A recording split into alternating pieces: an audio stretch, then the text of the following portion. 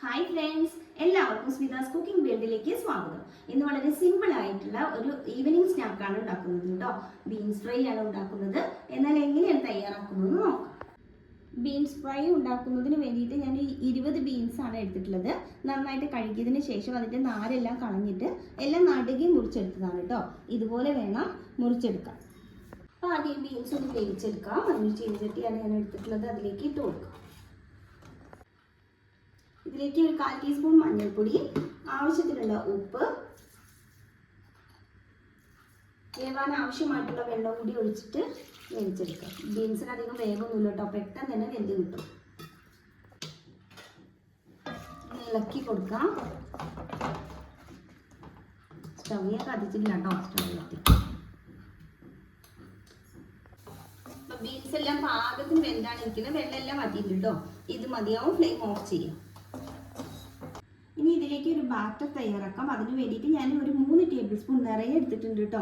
കടലമാവാണ് എടുത്തിട്ടുള്ളത്. അതിലേക്ക് 1 ടീസ്പൂൺ മുളക് പൊടി ചേർത്ത് കൊടുക്കാം. 1 teaspoon garlic paste, 1/2 teaspoon ginger paste. ബാറ്ററിലേക്ക് ആവശ്യമായിട്ടുള്ള ഉപ്പ് ചേർത്ത് കൊടുക്കാം. നമ്മൾ ബീൻസ് വേവിച്ചപ്പോൾ അതിലേക്ക് ഉപ്പ് ചേർത്തതാണ്. അതിനാൽ പിന്നീട് നമ്മൾ ഉപ്പ് ചേർക്കുമ്പോൾ നന്നായിട്ട് സൂക്ഷിച്ച് വേണം കേട്ടോ ചേർക്കാൻ, അല്ലെങ്കിൽ ഉപ്പ് കൂടിപ്പോവും. ഇളക്കി യോജിപ്പിച്ചെടുക്കാം. കുറച്ച് വെള്ളം ഒന്ന് ചേർത്ത് കൊടുക്കാം.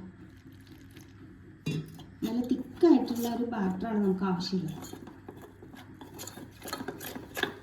അതുകൊണ്ട് കുറച്ച് വെള്ളം ചേർത്തിട്ട് വേണം യോജിപ്പിച്ചെടുക്കാൻ.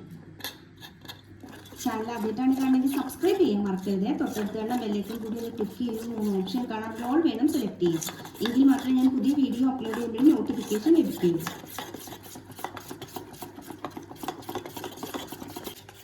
അപ്പോൾ ബാറ്റർ റെഡി ആയിട്ടുണ്ട്. ഇതുപോലെ നല്ല തിക്കായിട്ട് വേണം കേട്ടോ, എങ്കിൽ മാത്രമേ അതിൽ ബീൻസിൽ പിടിക്കുകയുള്ളൂ. ഇതിലേക്ക് നമ്മൾ വേവിച്ച് വെച്ചിരിക്കുന്ന ബീൻസ് ചേർത്ത് കൊടുക്കണം.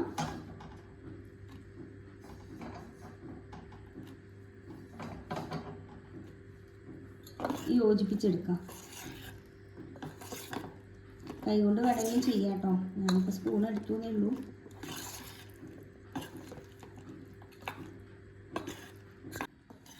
അപ്പോൾ അത് നന്നായിട്ട് യോജിപ്പിച്ചെടുത്തിട്ടുണ്ട്. ഇത് മതിയാവും. ഒരു ഭാഗത്തേക്ക് മാറ്റി വയ്ക്കാം. ഒരു പാനിലേക്ക് ഞാൻ കുറച്ച് വെളിച്ചെണ്ണ ഒഴിച്ചിട്ടുണ്ട്. അപ്പോൾ നന്നായിട്ട് ചൂടായി വന്നിട്ടുണ്ട്. അതിലേക്ക് നമ്മൾ തയ്യാറാക്കി വെച്ചിരിക്കുന്ന ബീൻസ് ഓരോന്നായിട്ട് ഇട്ട് കൊടുക്കാം. ഒരുപാട് വെളിച്ചെണ്ണയുടെ ഒന്നും ആവശ്യമില്ല കേട്ടോ, കുറച്ച് വെളിച്ചെണ്ണ മതി. ഓരോന്നായിട്ട് ഇങ്ങനെ വെച്ച് കൊടുക്കാം.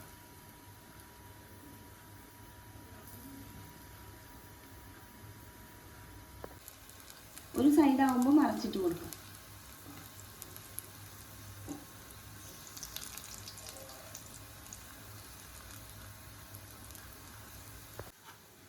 ഇപ്പൊ ഇത് പാകമായിട്ടുണ്ട്. ഇത് വേറൊരു പാത്രത്തിലേക്ക് മാറ്റി വെക്കാം. എന്നിട്ട് ഇതുപോലെ തന്നെ ബാക്കിയും ചെയ്തെടുക്കാം. സിമ്പിൾ ആയിട്ടുള്ള ബീൻസ് ഫ്രൈ എങ്ങനെയാണ് തയ്യാറാക്കുന്നത് കണ്ടില്ലേ? 4 മണിക്ക് ചായയുടെ കൂടെയൊക്കെ ഒന്ന് ട്രൈ ചെയ്ത് നോക്കൂ കേട്ടോ.